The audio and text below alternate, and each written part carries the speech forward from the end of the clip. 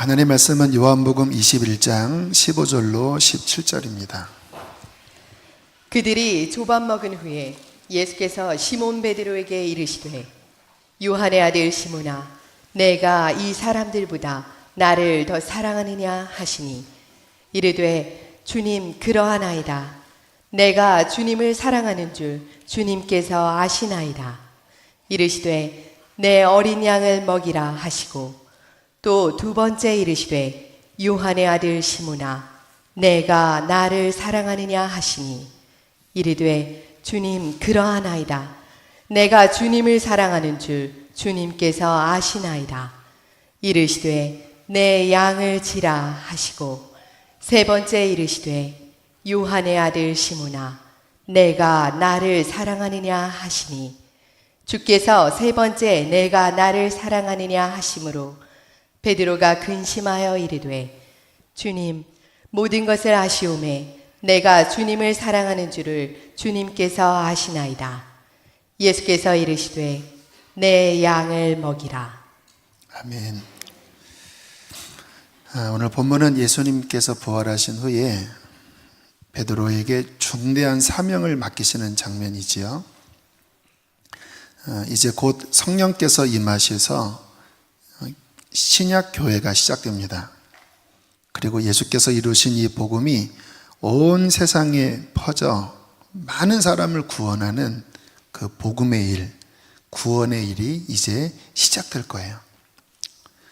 결국 그 일이 여기까지 왔는데 참 그 구원의 역사의 관점에서 보면 가슴 설레이는 또 엄청 중대한 그러한 귀한 그 사명의 시작점입니다. 그 일의 핵심 리더를 하나님께서 베드로로 지목을 하셨죠.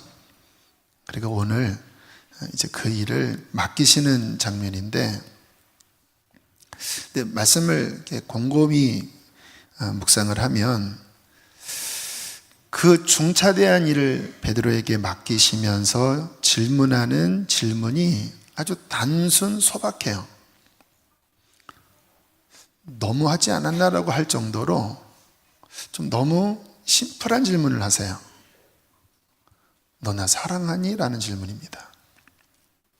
좀 낯간지러울 수도 있죠. 여기 남성분들 회사에서 중요한 프로젝트를 맡겼는데 회장이 그 임무를 주면서 자네 나 사랑하나? 그런 느낌일 수 있지 않겠습니까? 얼마나 오글오글대고. 주님께서 이 엄청난 일의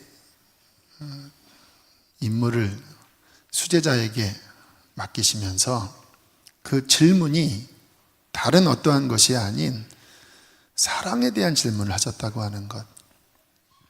오늘 이 부분을 우리가 좀 깊게 묵상을 했으면 좋겠습니다. 이 안에는 신앙의 핵심 중에 핵심이 들어 있습니다. 그러니까 우리가 듣기에는 오글거리는 질문 같지만 여러분들이 성경을 이해하고 하나님을 이해할 때 이 부분에 있어서 눈이 열려져야 신앙생활의 방향을 바르게 잡을 수 있습니다. 저는 저 자신이나 우리 성도들이 올바로 신앙생활을 해야 된다고 하는 강한 제 마음에 열정이 있습니다. 잘못 믿는 일이 너무나 많기 때문에 성경을 들여다봐도 이스라엘 백성 또는 하나님의 자녀들이 이렇게 헛다리 짚는 일들이 굉장히 많았습니다. 그럴 때마다 선지자를 통해서 또는 주님의 종들을 통해서 바로 잡았는데요. 우리가 하나님을 제대로 믿으려면 가장 중요한 게 하나님을 제대로 알아야 합니다. 신앙의 근본은 하나님에 대한 온전한 지식에서부터 시작돼요. 이거를 잘 모르면 헛다리 짚습니다. 인간관계도 마찬가지죠. 부부 사이에 많이 어려움이 생기는데 이유가 너무 상대를 모르기 때문에 그런 것 같아요. 아내와 연애할 때 제가 이제 아내를 그 연대 입구에 있는 한 케이크 카페에 갔습니다. 그러니까 케이크도 팔고 또 커피도 파는 란이, 지금은 없어진 것 같아요. 란이라고 하는 그런 카페에 갔는데, 뭐 업체 선전하는 게 아니고요. 뭐 20년 전입니다. 이제 사귄 지 얼마 안 될 때였어요.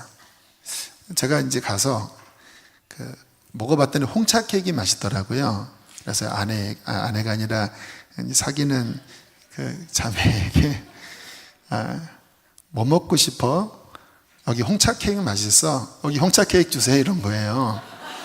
저는 당연히 여기 홍차 케이크 유명하고 또 먹어보니까 괜찮았기 때문에 제가 좀 박력 있는 남자 같이 보이려고 한번 물어본 다음에 홍차 케이크 시켰거든요. 그런데 나중에 이야기하더라고요. 나 그 케이크 싫은데 왜 묻지도 않고 시켰냐고. 20년이 지난 지금까지 가끔 그 얘기를 해요. 그래서 제가 그렇잖아요. 내가 좋아한다고 상대방이 좋아하는 건 아니잖아요. 근데 많은 경우 우리가 그렇게 인간관계를 맺고 하나님께도 그렇게 하는 경우가 굉장히 많은 것 같습니다. 왜일까요? 하나님을 잘 모르니까. 그래서 우리가 성경을 읽고 또 늘 신앙생활을 하시면서 질문하셔야 합니다. 내 중심으로 믿으시면 안 돼요. 정말 하나님이 어떤 분이고 하나님이 무엇을 좋아하실까? 그것은 하나님의 속성을 이해하는 데에서부터 깨달을 수가 있습니다. 여러분, 하나님은 어떤 분이실까요? 대표적인 하나님의 속성이 사랑과 거룩입니다. 성경에 이렇게 말씀하시죠. 하나님은 사랑이시다. 요한일서 4장 8절에 있는 말씀. 또 시편 99편 9절에 하나님은 거룩하시다.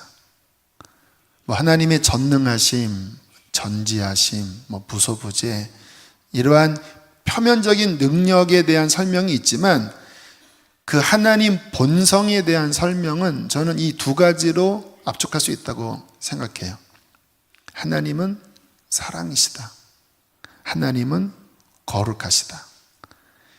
이 두 가지 하나님의 속성을 이해할 때 비로소 하나님을 바르게 알 수 있어요. 그리고 이 하나님에 대한 지식을 통하여 성경도 바르게 이해할 수 있고 또 어떻게 신앙생활을 해야 하나님과 코드가 맞는지를 깨달을 수 있습니다. 한번 이 관점으로 성경을 한번 살펴볼까요? 여러분, 하나님이 세상을 왜 만드셨을까요? 뽐내기 위해서 만드셨나요? 재미삼아 만드셨을까요? 여러분, 하나님은 그 본성이 사랑이시기 때문에 그의 행하는 모든 일의 동기는 사랑입니다. 하나님은 사랑으로 천지를 만드셨어요. 우리가 이 땅에 존재하는 이유도 다른 우연이 아닙니다. 재미삼아가 아니에요. 하나님은 그 영원한 사랑으로 우리를 그의 형상대로 지으셨습니다. 저는 이 하나님에 대한 안목을 가지면서 이렇게 만물을 바라보게 되었어요. 시편에 어떤 말씀이 있냐면 이 만물에 하나님의 인자하심이 가득하다라고 하는 말씀이 있거든요. 유리에게 손 하면은 지문이 묻잖아요. 이 세상이 하나님의 창조물이기 때문에 만물에 하나님의 지문이 담겨져 있습니다. 그 지문으로 사람을 감식해내잖아요. 물론 타락했기 때문에 인간이 타락하고 인간의 타락으로 이 만물이 병들어 있기 때문에 하나님의 온전한 형상을 나타내지 못하는 영역들이 많지만 그럼에도 불구하고 이 만물 안에는 하나님의 그 지문이 보이거든요. 시편에 만물에 하나님의 인자하심이 가득하다. 어느 한 사진을 보니까 쌍둥이 아이를 태어나자마자 물에 이렇게 담궜더니요, 아이가 서로 이렇게 껴안더라고요. 뱃속에서 서로 이렇게 안고 있었던 거예요. 부모가 자녀를 바라볼 때 그 눈길 아십니까? 맹수라도 자기 그 새끼를 향한 그 어떠한 눈빛 아세요? 저는 사랑의 속성의 하나님께서 이 만물을 그의 사랑과 지혜로 만드시고 그 성품이 이 만물 안에 지문처럼 깃들여 있는 것을 볼 때마다 하나님을 느낍니다. 그런데 왜 하나님께서 인간을 에덴 동산에서 쫓아내셨을까요? 죄 때문에. 하나님은 거룩하시거든요. 사랑이시지만 주님께서는 죄를 심판하십니다. 그래서 인간을 그 거룩함 때문에 에덴 동산에서 쫓아내셨는데, 쫓아내실 때 하나님의 마음의 계획을 보이십니다. 내가 메시아를 보내서 너희의 죄를 대신하고 너를 시험에 빠뜨린 그 사탄의 머리를 박살내고 이제 내가 다시 하나님의 형상을 회복할 거야. 사랑과 공의가 함께 담겨져 있죠. 그리고 결국 2000년 전에 예수님이 이 땅에 오셨습니다. 왜 오셨죠? 하나님의 아들이 왜 그 영광과 그 놀라운 축복을 다 버리고 왜 이 땅에 죄인의 형상을 입으셨을까요? 사랑 때문이에요. 그런데 왜 십자가를 지셨을까요? 이 십자가에는 온전한 하나님의 성품이 담겨져 있습니다. 한편은 사랑이에요. 우리를 사랑하기 위하여 사랑하셔서 죄를 짊어지신 거고, 또 한편은 공입니다. 거룩입니다. 우리를 사랑하시지만 주님께서는 우리의 죄를 그 아들에게 쏟아붓고, 예수님도 우리의 죄를 짊어져 심판을 당하시고 우리를 건지셨죠. 우리의 신앙생활에 이 하나님이 어떠한 분인지를 온전히 깨닫고 그 지식 속에서 하나님을 섬기는 것, 이것이 너무너무 중요합니다. 오늘 베드로가 바로 그러한 모습으로 하나님을 섬겼는데요. 지난주에 잠깐 이 부분의 예를 들었는데, 베드로가 바닷가에서 처음 주님을 만났을 때 주님의 명령을 따라서 그물을 내려 엄청난 고기를 잡고는 무릎을 꿇어버립니다. 뭐라고 주님께 고백합니까? 죄인입니다. 나를 떠나소서. 근데 이게 우리가 갖고 있는 상식으로 좀 뭔가 언밸런스예요. 고기를 잡았는데 왜 무릎 꿇고 회개합니까? 영적으로 봐야 됩니다. 주님의 그 거룩한 빛 앞에 베드로는 자신의 죄를 본 거예요. 딱 고기를 잡을 때 와 대박이다 한 게 아니라 자기 앞에 서 계신 그 예수님의 거룩함을 본 거예요. 그리고는 그냥 무릎 꿇고 나는 당신을 감당할 수 없습니다. 나를 떠나소서라고 회개를 했어요. 근데 주님께서는 베드로를 바라보시면서 아니야, 너는 장차 사람을 낚는 어부가 되게 할 거야 하고 그분의 눈빛을 바라보니까 거룩하신 그분의 눈빛 안에 사랑이 담겨져 있는 거예요. 자신을 향한 그 베드로가 굉장한 종교인이거든요. 그 유대교를 열심히 믿은 사람이에요. 근데 주님의 눈길을 봤을 때 그 어디에서도 발견할 수 없었던 사랑을 본 거예요. 그래서 비록 자신이 죄인이라고 여겨졌지만 그 사랑 때문에 마음이 열려 그분을 따라다닌 거예요. 그런데 그분이 유대 땅을 다니시면서 병든 자를 고치실 때 그 긍휼의 눈빛, 전능한 능력만 바라본 게 아니라 그 주님 안에 담긴 그 사랑을 볼 때마다 베드로의 마음이 막 녹아진 겁니다. 와, 대단하다. 이분은 그리스도시요 살아계신 하나님의 아들인데 이분 안에서 그 어디에서도 느낄 수 없는 나는 사랑을 찾았어. 나 주님 사랑합니다. 나 정말 주님을 위해서 죽는 데까지 갈게요. 이게 베드로의 본심이었습니다. 왜요? 사랑을 받기 때문에. 물론 연약함 때문에 예수님 잡히시던 날 3번 부인했지만, 그러나 그 마음 깊은 곳에 그분에 대한 사랑이 꺼진 것은 아니거든요. 자, 오늘 주님께서 베드로를 만나셔서 다른 어떠한 것을 확인한 게 아니라 너 능력이 있냐 이런 거 물어보신 게 아니고, 너 다시 한번 나를 위해 죽을 각오가 됐냐 이런 것 물어보신 게 아니고, 그 사랑과 거룩의 하나님께서 이 중차대한 임무를 맡기시면서 가장 본질적인 질문을 하시는 거예요. 너는 나를 사랑하니? 왜 이 질문하셨는지 아세요? 사랑의 하나님, 거룩과 사랑의 하나님은 오직 사랑으로 기인된 믿음, 사랑으로 기인된 헌신, 사랑으로 기인된 신앙만을 기쁘게 받으시기 때문에 그래요. 본질입니다. 종교는 무엇일까요?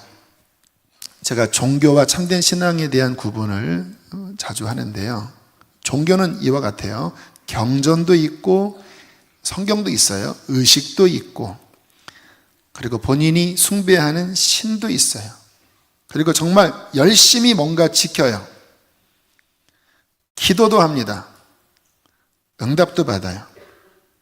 뭐가 없을까요? 그 신을 향한 진정한 사랑은 없어요. 그러면 왜 그 신을 섬깁니까? 나를 위해 섬기는 거예요. 십계명에 보면 자기를 위하여 새긴 우상을 만들지 말라고 그랬잖아요. 그러니까 언제나 우상을 만들 때는 그 동기가 신을 향한 사랑이 아니라 나의 복을 위한, 나 자신의 만족을 위한, 내 욕심의 충족을 위한 도구가 우상이에요. 그래서 이 우상적으로 어떠한 신을 섬길 때는요, 아무리 외형이 화려하고 아무리 그 안에 기가 막힌 헌신이 있다 할지라도 그 양태는 하나님이 인정하시는 신앙이 성립되지 않은 거예요. 왜? 사랑이 없으니까. 결혼할 때 사랑이 빠지면 결혼 못하는 거 아닙니까? 왜요? 근본이 사랑이니까. 우리들이 신앙생활을 하면서 물론 우상을 섬기는 건 아니지만 그와 같이 하나님이 우리의 신앙생활을 취급하실 수 있다는 거 아십니까? 주님을 향한 하나님이 받으시는 너 나 사랑하냐라고 물어볼 때 정말 내가 주님 사랑합니다 라고 하는 중심이 우리 안에 없이 교회 열심히 다니고 또 일도 열심히 하고 또 뭔가 의전도 잘 절기마다 지키고 그런 거 다 하지만 정작 하나님께서 받으시는 그 사랑이 없다면 고린도전서 13장의 말씀처럼 주님께서는 아무것도 아니라고 말씀을 하시는 겁니다. 한번 1절 읽어보실까요? 시작.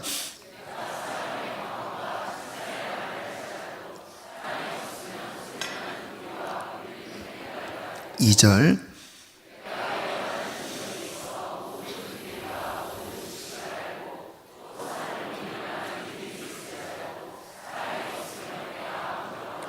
삼절.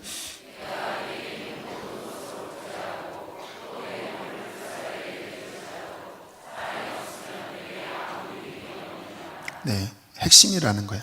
이것이 빠져버리면 아무리 능력으로 씌우고 지식으로 씌우고 헌신으로 씌운다 할지라도 하나님 앞에는 nothing. 저울에 달려 올라가면 이 저울에 전혀 무게를 주지 못하는 거예요.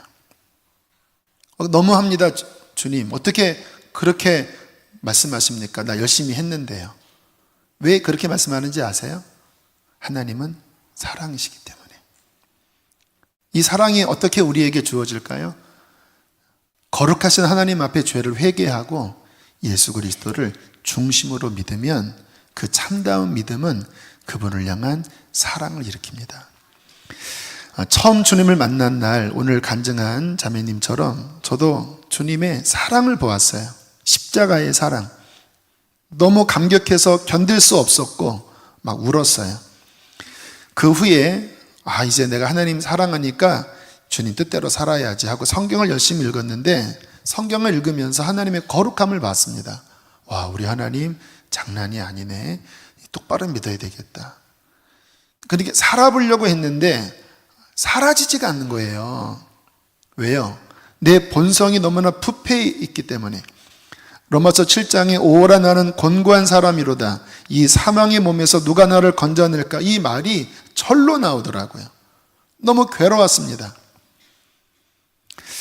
그러면서 주님께서 다시 한번 열어주시더라고요. 복음에 대해서. 네가 처음 십자가의 사랑을 만나 구원을 받았고 성경을 읽으면서 거룩함을 깨닫고 몸부림쳤는데 그렇게 살게 하는 힘은 너로부터 나오는 것이 아니라 나로부터 나온다.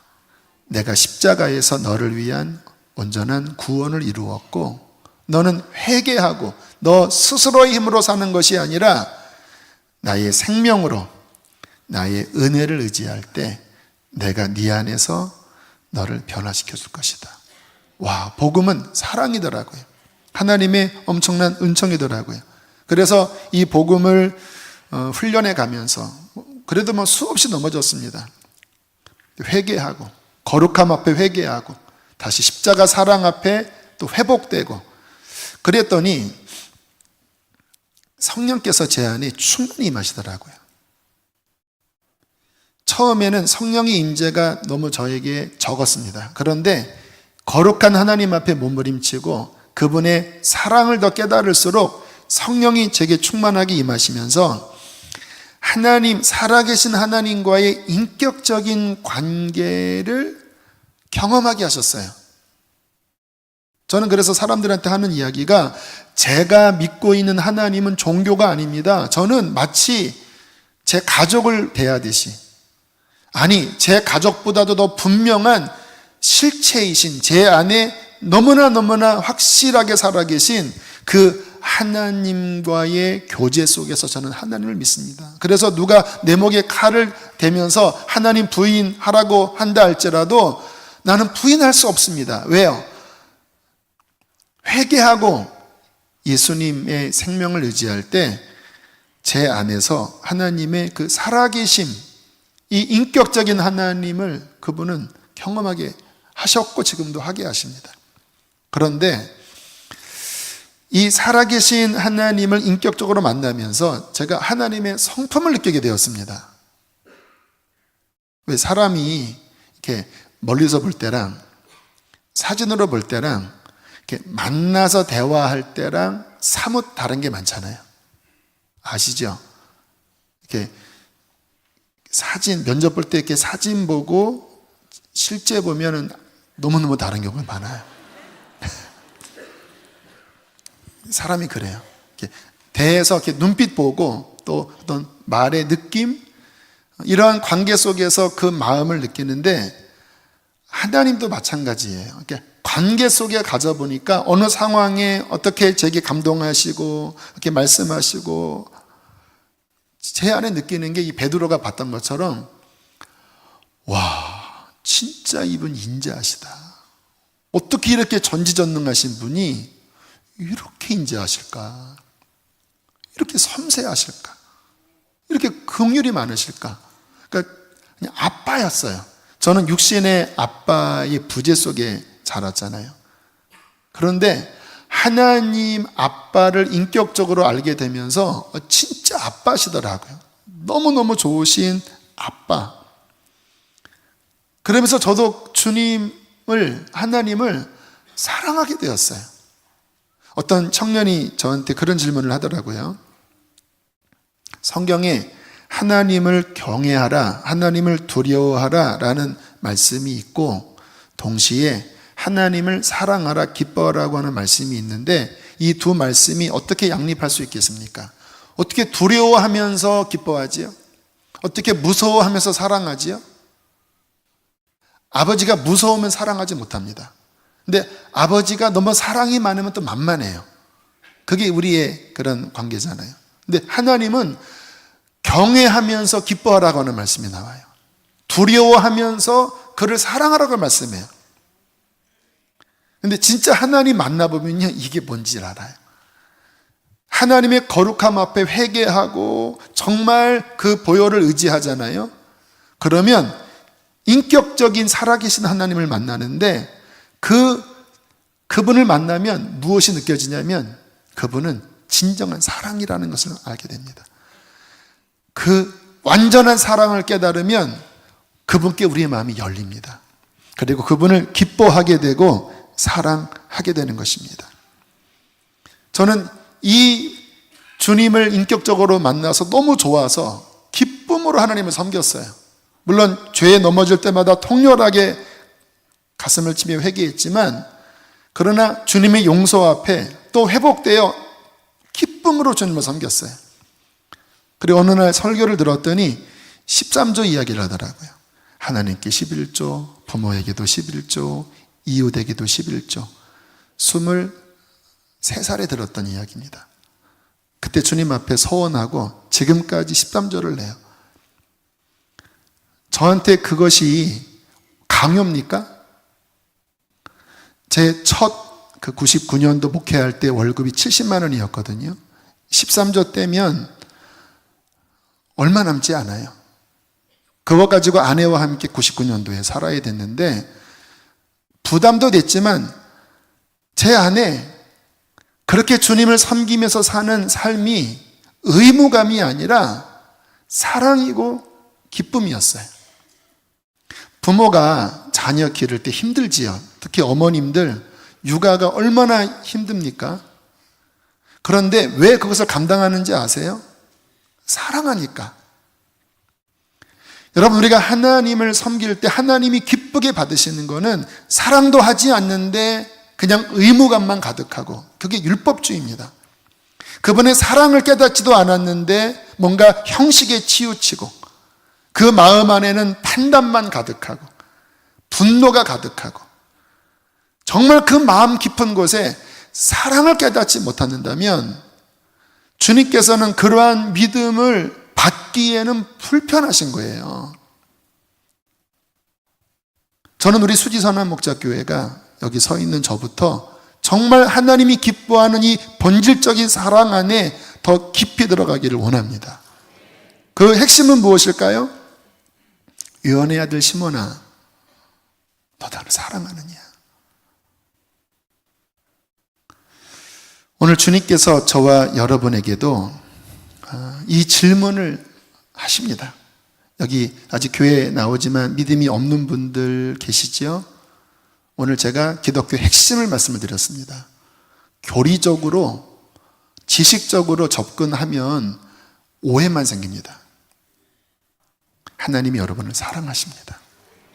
그러나 그분은 거룩하십니다. 회개하고 예수님의 사랑을 알려달라고 기도해 보세요. 그러면 우리의 눈이 열려 살아계신 하나님 만나면 그분은 지상 어디에서도, 어떠한 지식에서도, 어떠한 이데올로기에서도, 그 어떠한 사람에게서도 찾을 수 없는 완전한 사랑을 보게 될 거예요. 그러면 베드로처럼 그분께 마음이 열리고 눈물이 나고 죄가 회개되어지고, 그리고 그분을 더 알아가면서 진정한 하나님의 창조하신 그 근원적인 그 하나님의 목적 아래 우리는 비로소 가치 있게 행복하게 살게 될 것입니다. 그것이 신앙입니다. 여기 교회 오래 다니신 분들, 오늘 말씀을 들으면서 내게 이것이 점점 결여되어져 가고 있구나. 교회는 오래 다녔는데 오늘 주님께서 네가 나를 사랑하느냐라고 우리의 마음을 물으실 때 그건 자기가 알잖아요. 주님, 내가 당신을 사랑합니다라고 고백하기에 자신이 없다면 우리는 주님 앞에 다시 점검하셔야 합니다. 하나님, 어디에서 내가 이 사랑이 떨어졌는지 다시 돌이켜 주님을 사랑하게 해주십시오. 자, 베드로가 주님을 사랑한다고 고백을 했지요. 이 진실된 고백을 받으시고 예수님께서 곧장 하신 말씀이 내 어린 양을 먹여라. 내 양을 치라.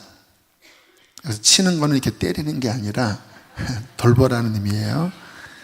내 양을 먹여라.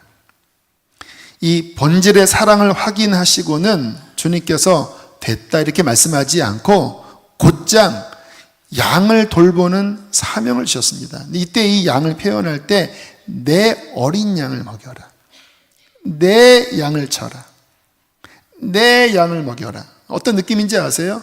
내가 핏값 주고 건진 내 목숨보다도 더 사랑한 하나님이 창조하실 때 그의 형상대로 지은 결코 포기할 수 없는 내 양을 너는 그 사랑으로 치라고 말씀을 하는 거예요. 요한복음 10장 15절에 보면 주님께서 이 양을 얼마나 사랑하시는지 나는 양을 위하여 목숨을 버리노라라고 말씀을 하셨어요. 베드로에게 네가 나를 사랑하느냐? 그러면 내가 목숨 주고 구원한 이 양을 돌보라라고 말씀을 하시는 겁니다. 자, 핵심 중에 핵심이 또 나와요. 주님을 사랑한다면 이제는 주를 향한 사랑으로 양을 섬기는 것이에요. 주님만 사랑하는 게 아니라 눈에 보이지 않는 어떤 신에 대한 신비주의적인 사랑만 추구하는 것이 아니라 그분을 향한 사랑이 그분이 목숨 바쳐 사랑한 주님의 어린 양을 먹이고 돌보고 섬김으로써 그분을 향한 사랑을 보이라는 거예요. 저희 교회 목장이 있죠. 저는 이 목장을 작은 교회라고 여기고 있습니다. 저희 교회의 많은 목장에서 이 목양의 아름다운 일들이 일어나고 있습니다.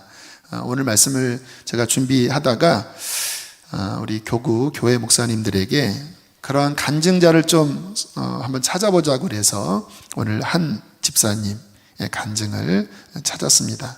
그래서 영상을 어제 녹화를 했는데요. 잠깐 보겠습니다. 저는 청년형 난청과 이명이 악화된 상태로 우리 교회에 오게 되었습니다. 처음 교회에 왔을 때 난청이 심해지면서 예배실에 들어오기가 힘들었습니다. 스피커로 통해 들려오는 찬양이 저에게는 이상하게 들려 예배실에 안 들어가고 교회 밖 공원 벤치에서 몇 달 동안 앉아있기도 했습니다. 많이 외로웠습니다. 교회 안에서 은혜 받고 있는 제 아내와 아이들 그리고 모든 성도님들을 생각하니 정말 부러웠습니다.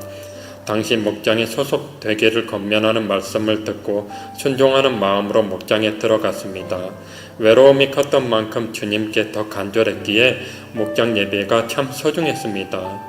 육신의 연약함으로 교회에 적응이 어려웠던 저를 목자님께서 선한 목자이신 예수님과 같은 마음으로 섬겨주셨습니다. 처음 목장 예배 드릴 때 목자님께서 기도를 통해 저에게 성경 말씀을 주셨습니다. 여호와의 말씀이니라. 너희를 향한 나의 생각을 내가 아나니 평안이요 재앙이 아니니라. 너희에게 미래와 희망을 주는 것이니라. 말씀이 큰 위로가 되었습니다. 지금 서 있는 제가 그때 말씀하신 미래의 모습이고 평안인 것 같습니다. 목자님께서는 바나바로도 저를 섬겨주셨습니다. 제 상황을 잘 아시기에 이명인 사람에게 힘든 사람이 많은 교회 식당이나 카페가 아닌 저의 집 앞까지 직접 차를 가지고 오셔서 차 안에서 저를 양육해 주셨습니다. 목자님은 양육 중에 저에게 믿음으로 승리할 수 있다고 위로해 주셨습니다. 저는 청력이 경증장애 5급이었는데 올해는 검사 결과 중증장애 등급인 2급이 되었습니다. 저도 많이 속상했지만 무엇보다 목자님이 많이 안타까워 하셨습니다. 매주 목장 예배에서 만나면 승우 형제님 오늘은 병원 갔다 왔어요? 청력 검사는 어때요? 라고 물어보시며 함께 걱정해 주셨습니다.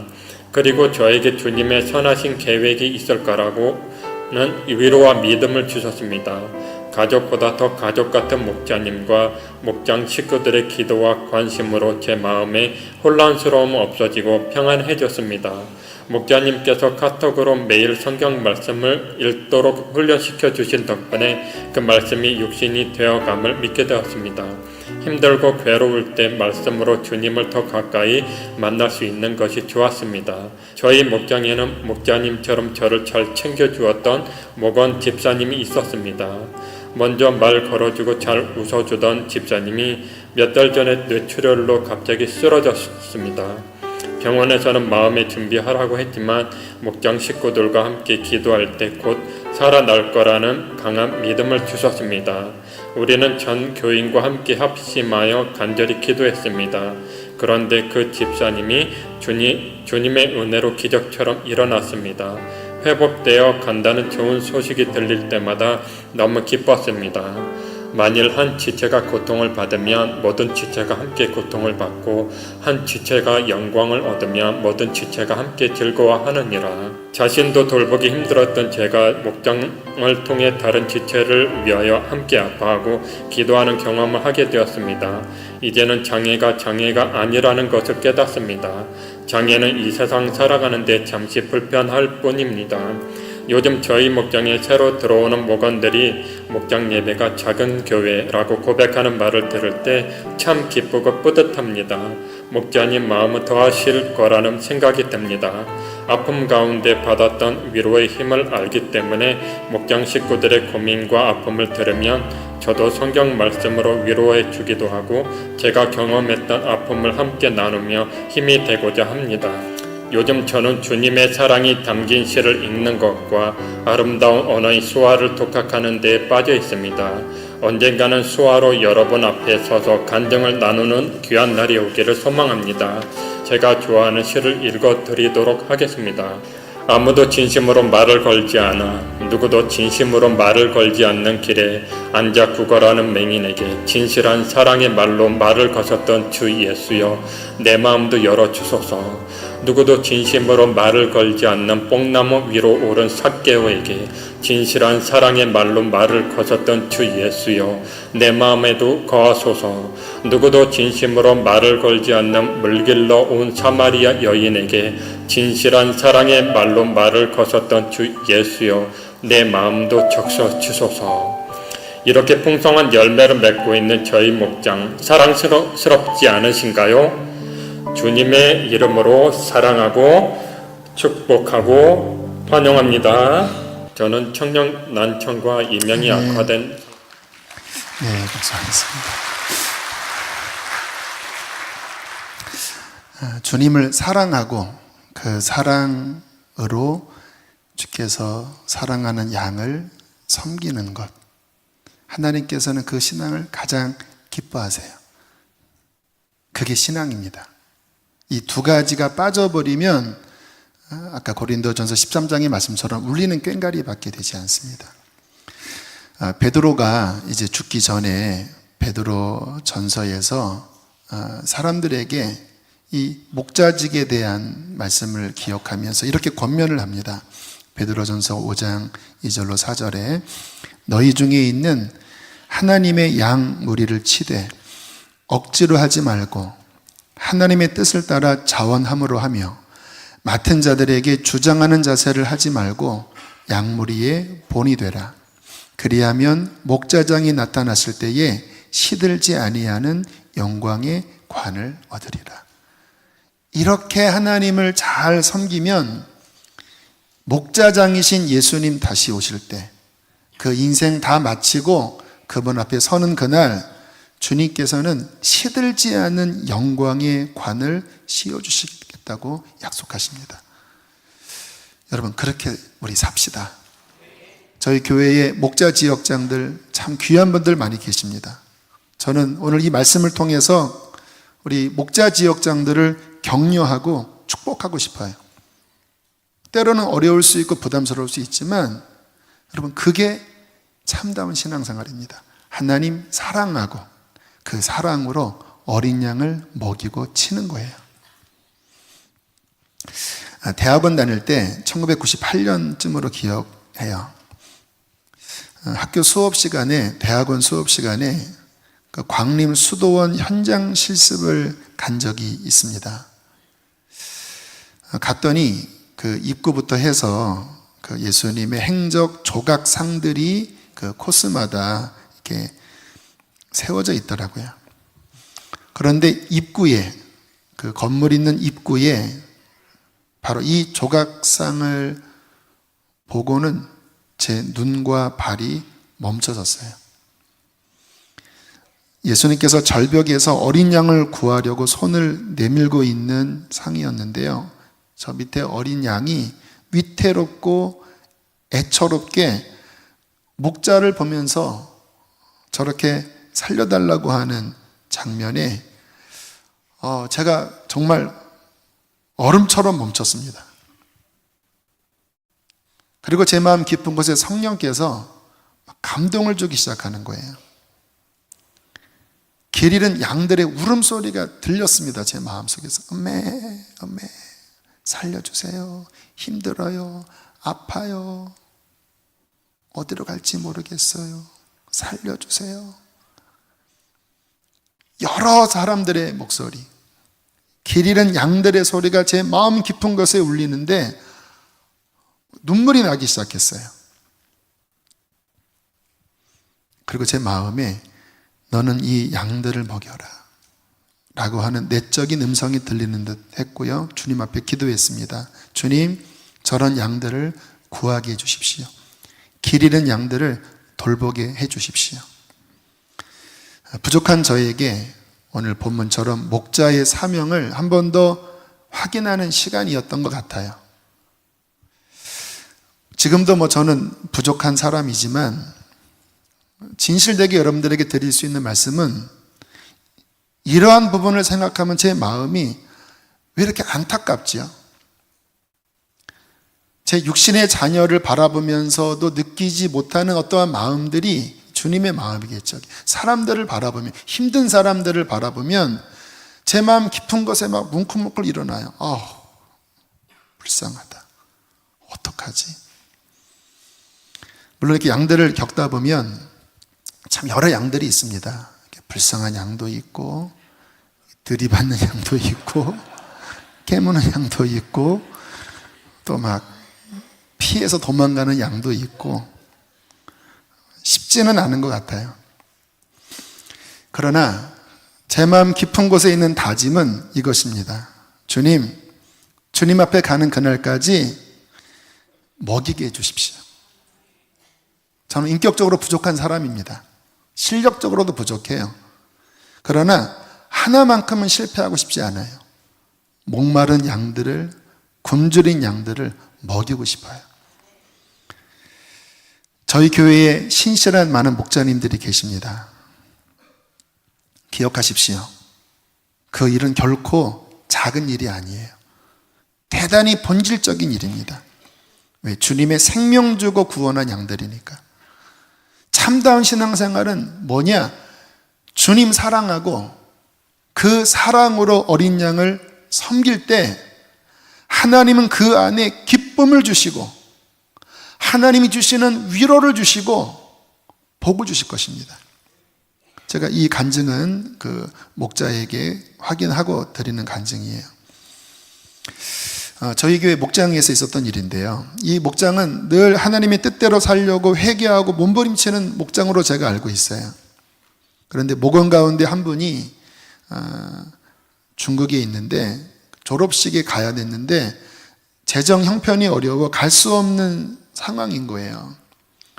이 사실을 우리 목장에서 안타깝게 여긴 우리 목자께서 이렇게 목원들과 함께 마음을 모아서 서로 십시일반 재정을 모아서 몰래, 확인한 거니까 지금은 다 아시는 일인데 몰래 교회를 통해서 무명으로 전달을 했어요. 그리고는 이제 잘 다녀오셨는데 어제 제 아내가 교회에 기도하고 와서 그 이야기를 해주더라고요. 그 목장이 엄청난 하나님의 복이 쏟아졌다라는 거예요. 그렇게 섬긴 분들이 다 해외에 가게 됐대요. 유럽 7박 8일, 제주도 하나같이. 그리고 한 분은 나는 해외 가기 싫어하는 분은 남편이 이상하게 해서 상여금을 받아서 또 돈을 많이 받게 되었다고. 근데 하나같이, 한두 분이면 우연이잖아요. 하나같이 막 해외에 이런 문들이 열리는데 다들 너무너무 행복해 하고 있다라는 거예요. 여러분, 이분이 하나님입니다.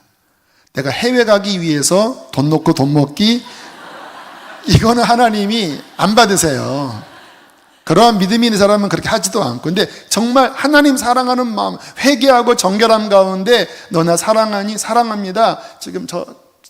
지금 이 양이 이런 부분 부족하잖아. 그때 그 사랑 때문에 함께 연합해서 섬기면요, 그것이 하나님 보시기에 너무나 향기롭고 그 하나님의 본성에 너무나 마음을 행복하게 하고 기쁘게 하는 제사가 되는 거예요. 하나님은 그러한 제사를 기쁘게 받으십니다. 또 이것을 받으시면요, 우리 하나님은 사랑이잖아요. 사랑은 주는 거거든요. 막 이거 받으시고 막 견딜 수 없으니까 얘네들을 어떻게 기쁘게 하지? 하늘에는 상을 준비했지만 나중에 베풀기에는 나는 너무 기뻐. 그래서 유럽, 제주도 여행 싫어하면은 현찰로 이렇게 하셔서 기쁘게 하는 것. 여러분, 이것이 신앙생활의 맛입니다. 사랑도 없고 돌봄도 없고 그냥 종교만 남고 의심만 남고 마음속에는 그냥 종교에 대한 어떠한 그런 강박감만 남는다면, 죄송합니다, 아무리 교회 열심히 다녀도요 하나도 하나님 앞에 상달되지 않아요. 제가 여러분을 지금 돌보는 겁니다. 말씀을 먹이는 거예요.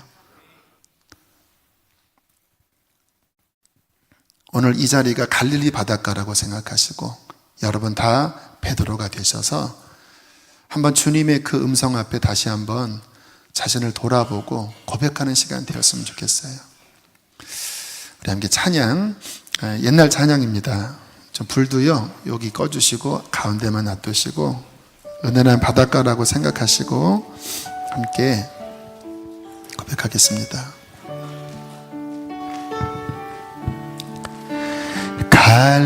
갈릴리 바닷가에서 주님은 시몬에게 물으셨네. 사랑하는 시몬아, 넌 날 사랑하니? 오 주님 당신만이. 저 눈을 감아 보실까요? 가사를 제가 불러드릴게요. 갈릴리 바닷가에서, 갈릴리 바닷가. 자기 이름을 넣어보세요. 주님은 누구에게 물으셨네? 주님은 대영이에게 물으셨네. 너 나 사랑하느냐? 사랑하는 대영아, 넌 날 사랑하니? 오 주님 당신만이. 2절은 사마리아 우물가라는 가사로 고백합니다. 사마리아 우물가에서, 사마리아 우물가에 주님은 여인에게 물으셨네. 주님은 여인에게 물으셨네. 사랑하는 여인아, 나를 사랑하느냐? 하는 여인아, 넌 날 사랑. 오 주님 당신만을 사랑해요. 오 주님 당신만을 사랑해요. 함께 우리 기도하실 때 다른 거 다 옆으로 밀어 놓으세요. 여러분의 가정도, 사람들도, 일들도 다 밀어 놓으세요. 다 본질 아닙니다. 그분과 나 사이에 주께서 본질을 물으세요. 너 나 사랑하니? 너 정말 나 사랑하고 있니? 지금 너의 마음에 내가 있니? 어떤 분에게는 너 옛날에 나 무척 사랑했었잖아. 너 정말 나 기뻐하고 기쁨으로 나를 쫓았잖아. 그 사랑을 다시 회복해라. 그래야 너는 내 앞에 설 수 있단다. 이미 주님을 사랑하는 분들 축복합니다. 말씀하십니다. 내 양을 쳐라. 내 어린 양을 돌봐라. 어린 양을 섬김으로 나를 향한 사랑을 실천해라. 하나님, 사랑하겠습니다. 그러나 나는 부족합니다. 상처받기 쉽고 주님, 나는 연약합니다. 주님의 굳건한 사랑을 더 부어주십시오. 우리 함께 이렇게 우리 기도하시겠습니다. 기도합시다.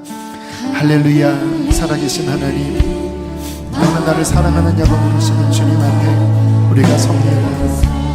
하나님, 주님 사랑합니다. 주님 마음을 다하여 뜻을 다하여 힘을 다하여 주님 사랑하길 원합니다. 주님 사랑하길 원합니다. 내 어린 양을 먹여, 내 어린 양을 돌보라. 내 양을 치거라. 하나님 아버지, 하나님 주님 사랑합니다. 주님 더 사랑하게 하여 주시옵소서. 주님의 사랑으로 양들을 더 돌보고 양들을 더 먹이고 양들을 더 이끌 수 있도록 하나님 우리에게 성령의 은혜를 부어주십시오. 더 사랑을 우리 가운데 부어주십시오. 주님, 더 주님의 마음을 부어주십시오. 더 주님의 은혜를 부어주십시오. 하늘의 문을 열어주세요. 하나님을 경외하고 하나님을 기뻐하고 하나님을 더 사랑하길 원합니다.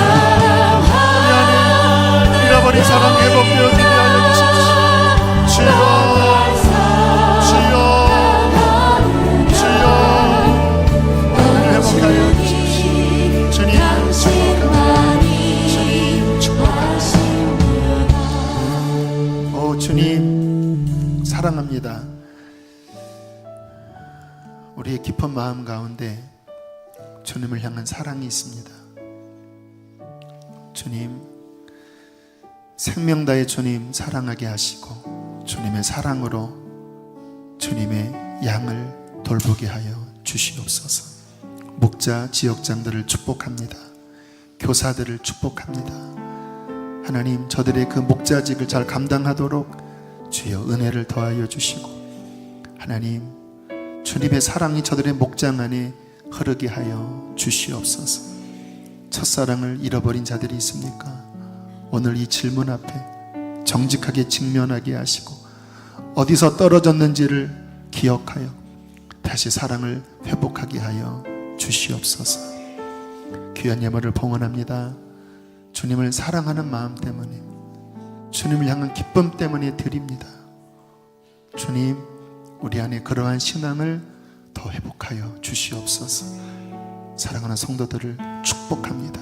사랑으로 축복합니다. 저들의 삶의 모든 고난 가운데 결핍 가운데 하나님 돌보시고 더 풍성한 곳으로 아버지 채워주십시오. 하나님의 사랑을 더 알게 하여 주십시오. 마음이 상한 자들을 위로하여 주시고 고쳐주시고 하늘의 기쁨과 위안으로 충만케 하여 주십시오. 이제는 우리를 죄에서 건지신 예수 그리스도의 은혜와 하늘아버지의 그 크신 사랑하심과 성령의 교통하심이 사랑하는 귀한 양무리들에게 충만히 함께 있을지어다. 아멘.